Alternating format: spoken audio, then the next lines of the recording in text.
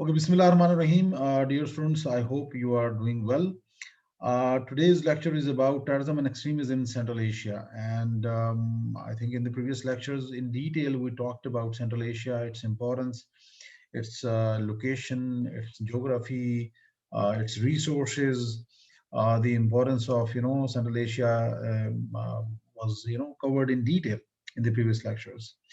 Let me give you a brief snapshot. This area is, consists of five Central Asian states: Kazakhstan, Turkmenistan, Uzbekistan, Kyrgyzstan, and Tajikistan.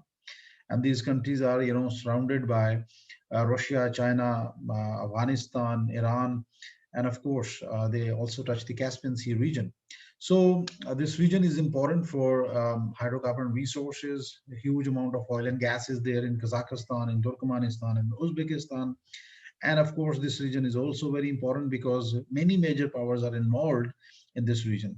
So because of that, this region is, center of attention for many regional and global powers. So this was just a backgrounder, just to give you a brief background of the issue. Now, let's come to a very important issue, which is terrorism. And terrorism, as I told you before, I think the terrorism is a global phenomena, and every country in the world, the major powers or the regional powers or any other country, they are suffering from this menace, especially Pakistan, Afghanistan, Iraq, Syria, and Central Asian states are also not, you can say, escape. They could not also escape from this issue. In Central Asia, let me give you a brief backgrounder that Central Asia, these countries, they got independence after 90s. And, after 90s and before 90s, when they were controlled by Soviet Union, this region was subjugated by the Soviet Union, and religious freedom was not there, and authoritarian control of the Soviet Union was there. And because of that, religious extremism and, such type of things were ignited in that region. And because of that, this region, primarily Central Asia, when they got independence in 1992, approximately. So after that, they decided that they are going to enjoy the freedom. But the problem is that these countries could not enjoy political freedom even after 92. Why? Because we covered in a previous lecture that Russia is still calling the shots in Central Asia, and Russia is controlling things in Central Asia, political, economic, their strategic ties, their foreign policy, everything is monitored and controlled by the Soviet Union. This is the reason that most of the countries of Central Asia, they are authoritarian regimes. And because of that, this region is, is the epicenter of terrorism. Different type of terrorist groups, they are operating in this particular region. This region, according to terrorism risk index, this region is suffering, and they are facing, different types of terrorist attacks by primarily two major groups, or mainly I would say one major group, which is called IMU, Islamic Movement of Uzbekistan. But there are other terrorist groups also operating in this region, like Hizb ut-Tahrir and a few others. But predominant terrorist group is Islamic Movement of Uzbekistan in this region. So they are also a regional threat because these people, Uzbek militants, they were also involved in Pakistan. I'll give you the details later on. This picture which I'm sharing right now is the Karachi airport picture, and these terrorists, the Uzbek militants, they were involved in Karachi airport attack in 2014, probably. So they were involved in Pakistan. So actually, they are being used by different terrorist organizations. I'll discuss their allies in future in coming slides. So this would be clear for you. Okay, so they are regional threat because they were involved in Pakistan. They were also involved in Tajikistan. They were involved in Afghanistan, and they were also, carrying out attacks in Russia and other countries, in China even, especially in the Uyghur, area of China. These people were involved in terrorist attacks against the Chinese, against the Chinese military and Chinese government. So the radical groups have also flourished in northern Tajikistan and southern Kyrgyzstan, and this area primarily is called Fergana Valley. Let me show you the Fergana Valley. This is a tri-border area where Tajikistan, Uzbekistan, and Kyrgyzstan. It's a central area, among these three states. So this area, it has a very important position in Central Asia, because it was there in center of that particular area. And because of this area, because it was tri-border area, and it was also very neglected area. So because of that, religious groups, radical groups, they got flourished in this particular area. So these groups and individuals, they were concentrated in Fergana Valley, the demographic core of Central Asia, that encompass Uzbekistan, Tajikistan, and Kyrgyzstan areas. So these militants, they were basically of the Uzbek origin, which was previously home of different religious importance, like cultural cities of Samarkand and Bukhara were there. So historically, people from this area, they believed that they want to revive the religious importance of this region through Islamic Sharia.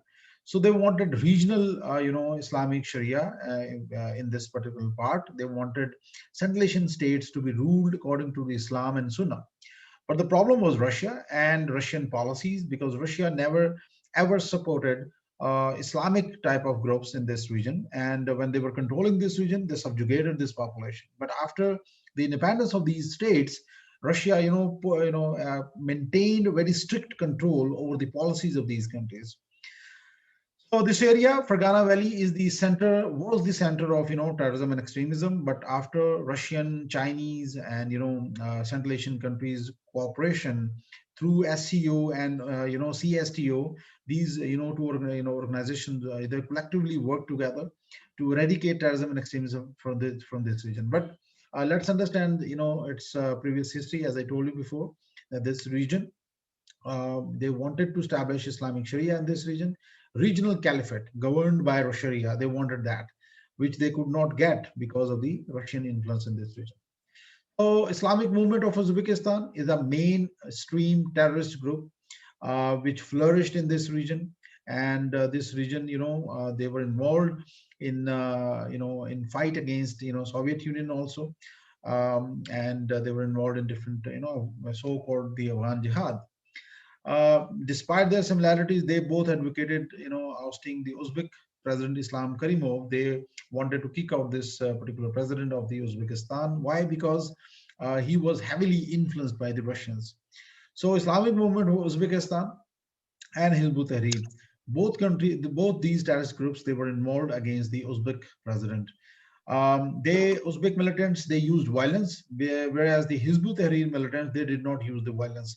They were involved in ideologically, they wanted to create or establish the Islamic Sharia. So they wanted ingress in the departments like army, they are like bureaucracy. So they wanted to influence people through religious education and all that. This group is involved, in many parts of the world. They are still active. Even in Pakistan, they are active, but they are banned in many civil organizations. They want to, topple the regimes which are run by democracy or any other system. They want to replace those regimes with Islamic Sharia. So they are banned in many other countries. They are not involved in violent attacks, but they are considered as terrorist organizations, because they preach such type of things that suicide bombing is halal and all these things.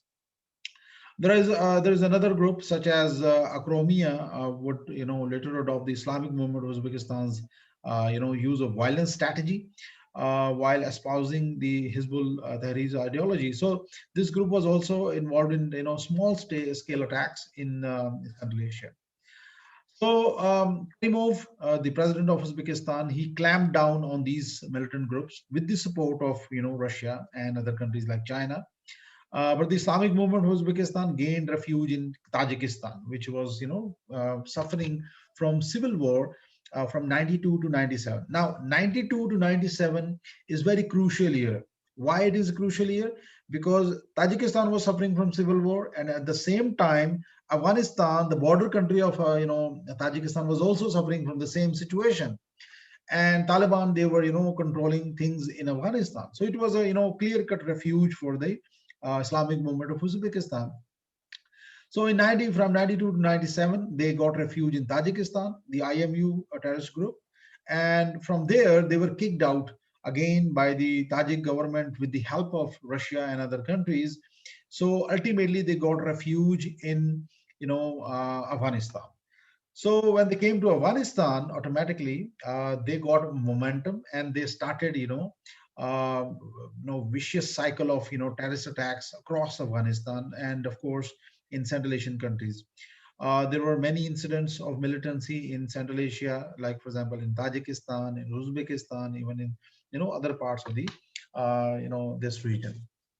A very high profile attack was a prison break in Dushanbe in Tajikistan, in which many high profile militants, they were freed from the jail of Tajikistan. So it was a huge question mark on the security of Tajikistan. So that was also this was after this the Tajik government, with the support of regional powers, dominant powers like Russia, they clamped down on these groups and they started military operations against these groups, and ultimately this group was kicked out from Tajikistan to Afghanistan. Another major country in the region is Kazakhstan, of course, and normally Kazakhstan have been peaceful.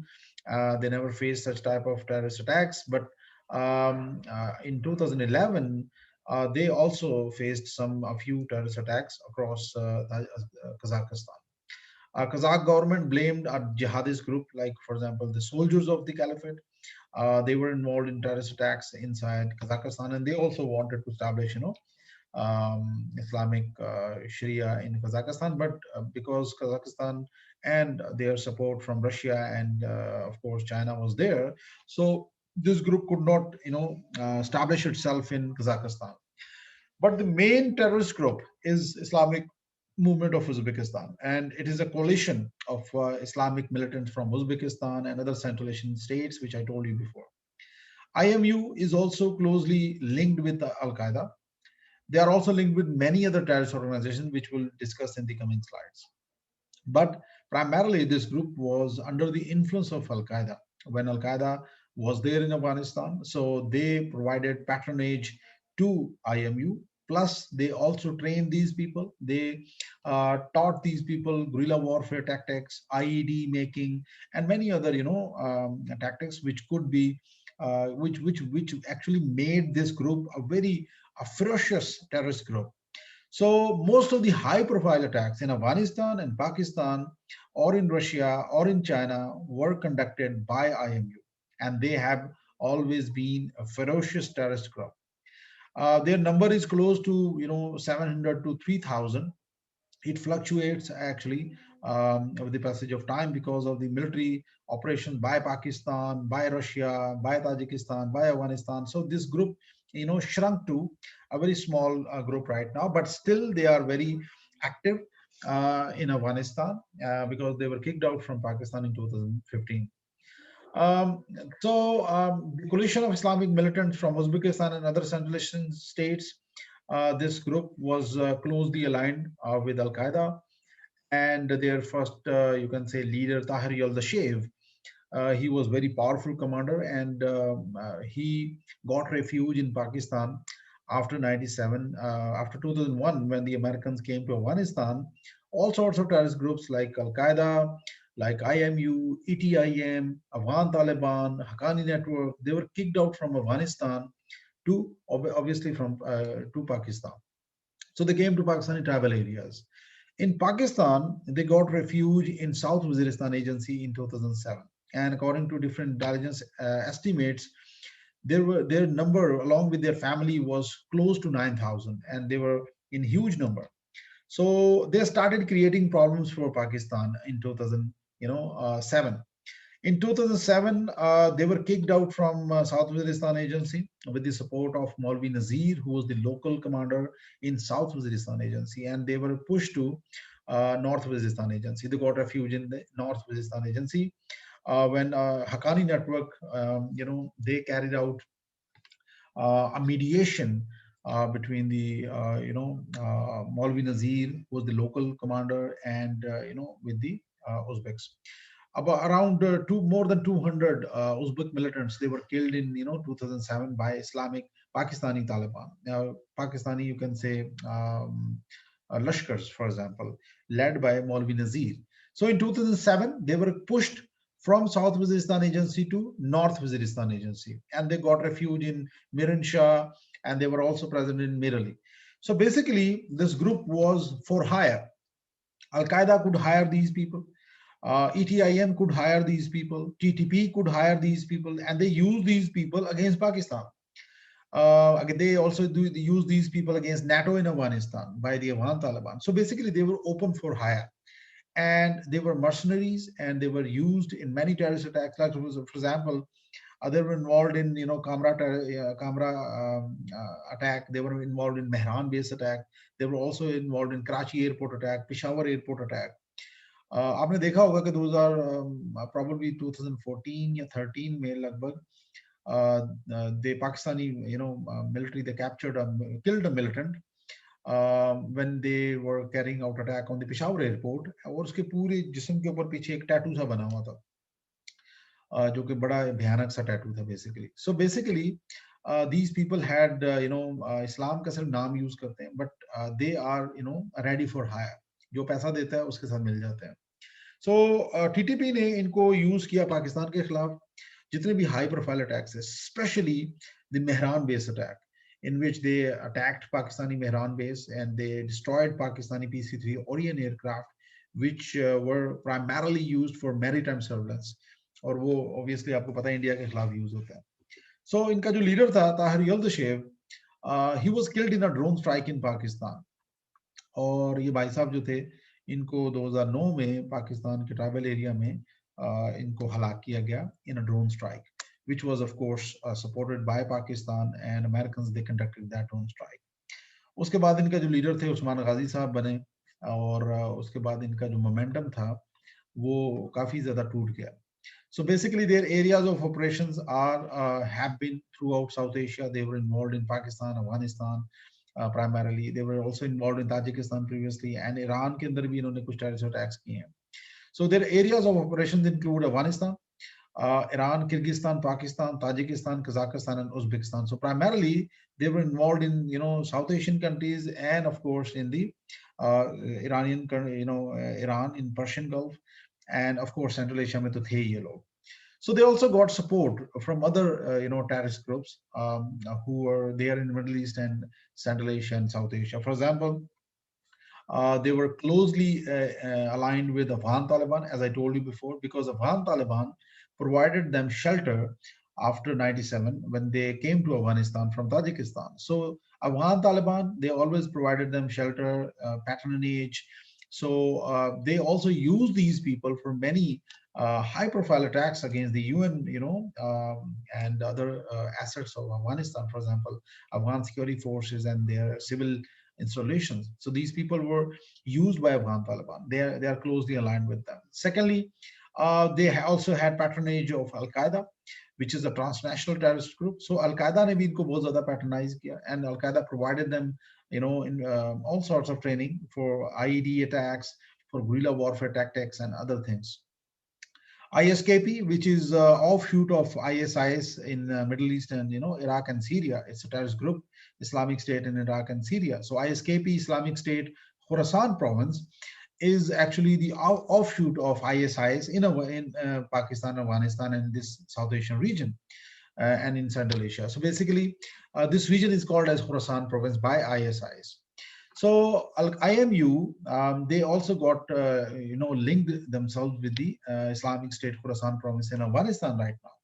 So many of the terrorists in ISKP, they are from TTP, they are from Afghan Taliban, and they are also they have got a considerable number of IMU in that particular group. इसके अलावा there was another group, Caucasus Emirate, which was also they were involved in many attacks against the Russians, and this group was also जो Chechen militants हैं उनके साथ they are aligned. This group was also involved in Syria and Iraq against the Russians, और इस Caucasus जो region है उसके अंदर भी they are involved. जो ये सारा आपको region आता है ना, सारा दागिस्तान वगैरह, चेचनिया वगैरह. So they are also closely aligned with this group as well. They were involved in many terrorist attacks against the Russians.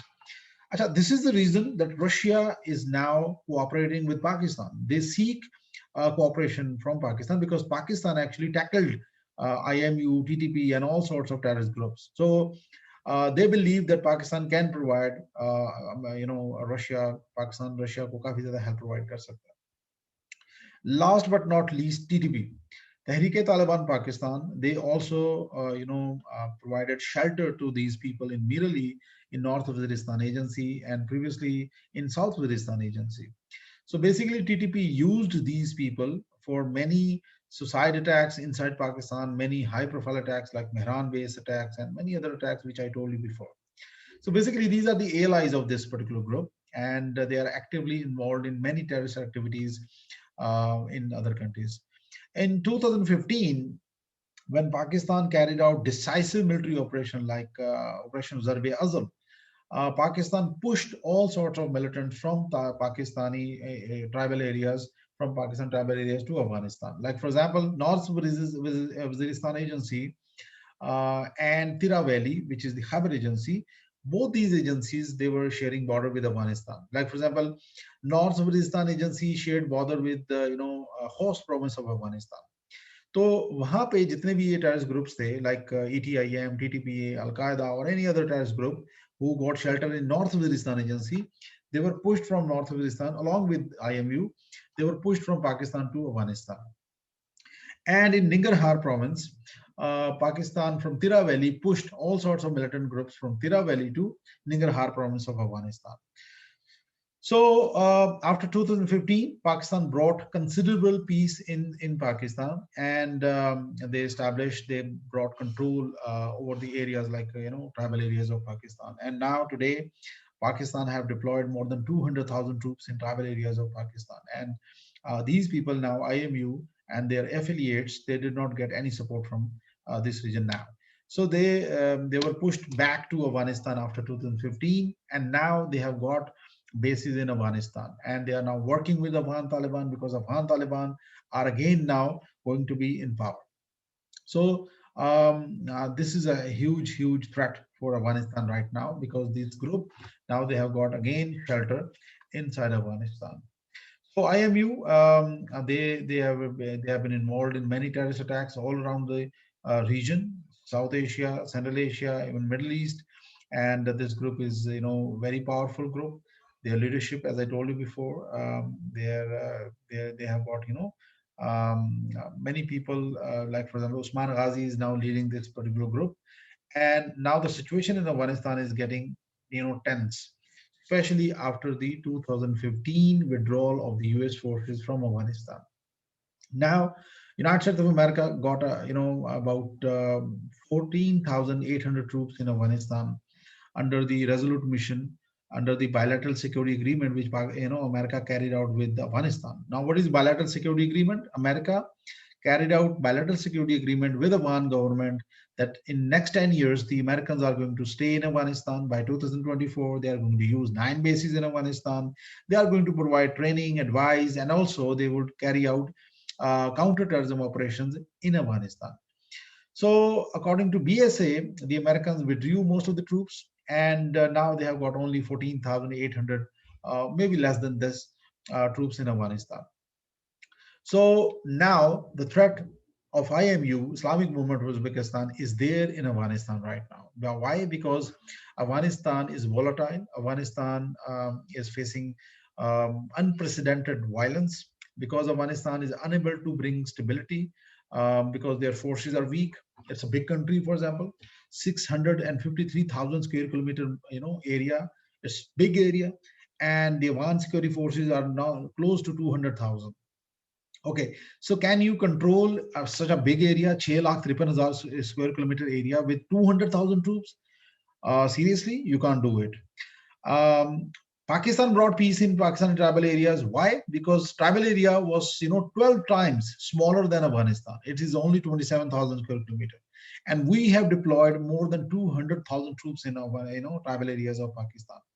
So we established peace in Pakistan. Why? Because in smaller area we deployed huge amount of troops, like 200,000. In Afghanistan, it's a big area, 6 lakh 53,000 square kilometer area, and the forces are, very small. So fragile security forces in Afghanistan, resurgent Taliban, India, Pakistan, Afghanistan proxy war, Afghan drug trade, and of course, for, the inability of the Afghan security forces and their government to tackle Afghan Taliban. The Afghanistan now is a suitable place for IMU. Now they have got refuge in Afghanistan, and now they are working under the patronage of Afghan Taliban along with Al Qaeda. So now they have carried out many terrorist attacks against U.S. assets, against Afghanistan government and their civil and military installations. So basically, if you analyze this particular region, Afghanistan is going to suffer in coming years after 2015, and now it's 2021, and this region is still facing unprecedented violence because Afghan Taliban, they are now dominant group in Afghanistan, and they are going to provide shelter to all sorts of militant groups like Al Qaeda, like IMU, like ETIM, East Turkestan Islamic Movement. So this is a major challenge for the regional and global powers. And of course, this region is very important, Central Asia, because I told you before that many major powers, including EU, US, Russia, China, Pakistan, India, they consider this region as a lifeline for their future economies. So they are, they are very much serious to, bring peace and stability to this region. And this region is also important for Pakistan, for example, because I told you before that we are going to import gas from Turkmenistan. We are going to have fulfill the energy requirement like electricity from Tajikistan and Kyrgyzstan through Casa 1000. So for us, this region is also very important. So IMU being in Afghanistan could be a threat for Pakistan, for many other countries of the region, like for example Iran and Central Asian states, and for example the major powers like EU assets and American assets in this region, and of course the Russian and the Chinese. So collectively, it's a major threat, global threat, regional threat, and collectively these countries, if they work together, and if they bring peace to Afghanistan, then collectively they can pressurize the Taliban to shun violence or to curb this group, or try to reconcile with this group and try to bring them into mainstream, and provide them jobs and all these, provide them proper religious education, counter their narrative, and give them education and jobs and all these things, so they will not be involved in these type of things in future.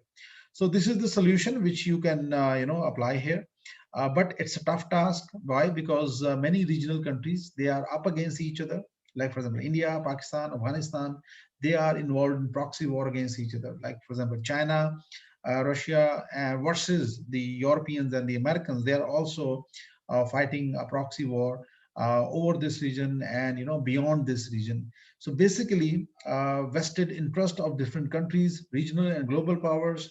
I believe that this region would suffer in coming future, and Afghanistan is the epicenter now of IMU or Central Asian related terrorist groups. Why? Because Central Asia share a huge border with Afghanistan as well. So if Afghanistan is volatile, automatically Central Asian states would feel the brunt, and the refugees and drug flow and IDPs and all these issues would be there in coming years. So let's hope for the best, and if these countries, they collectively work together, and if they find a collective solution, a collective regional and global solution, only then they can bring peace and stability to Afghanistan and of course to the whole Central Asian region. Thank you very much, dear students. If you got any question, please you can ask now. Thank you for your patience.